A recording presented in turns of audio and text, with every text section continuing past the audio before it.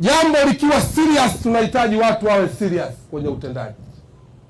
Mimi ni mtu rahimu sana, lakini mtu akizingua tutazinguana. Hatuna kisingizio, twendeni tukafanye kazi.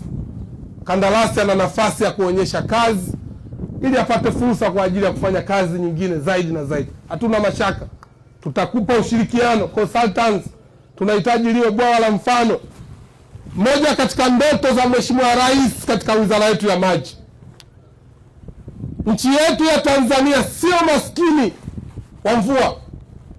Mvua imekuwa ikileta maafa maeneo mbalimbali, barabara zinakatika, wananchi wamepata mafuriko. Inakuwa haipendezi kuona mvua inaleta mafuriko na maafa, baadhi ya maeneo wananchi hawana maji. Ndoto ya Mheshimiwa Rais ni kuona kwamba tunakwenda kuvuna maji, badala ya maji kwa maana ya mvua kuwa maafa, mvua iwe fursa. Tukijenga bwawa la Falkwa halitosaidia tu wananchi wapate maji. Wizara ya Kilimo inaweza ikaona fursa kwa ajili ya kilimo cha umwagiliaji, ili wananchi waweze kulima kiangazi, waweze kulima masika. Huo ndio uelekeo wa Mheshimiwa Rais.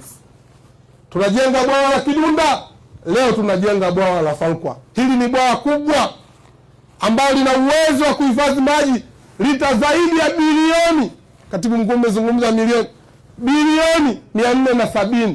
Ni mradi mkubwa, unahitaji kulindwa, unahitaji kutunzwa ili kuhakikisha kwamba unakuwa na manufaa kwa vizazi vya sasa na vizazi vya baadaye.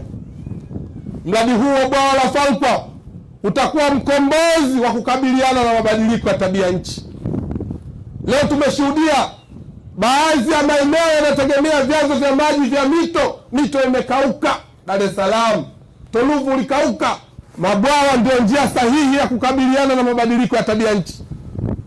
Kwa hiyo baadhi ya maeneo mbalimbali, na sisi kama Wizara ya Maji tajenga mabwawa makubwa, tajenga mabwawa ya kati na mabwawa madogo ili kuhakikisha wananchi wanapata huduma maji safi na salama. Mwisho, nataka nikuombe sana Katibu Mkuu.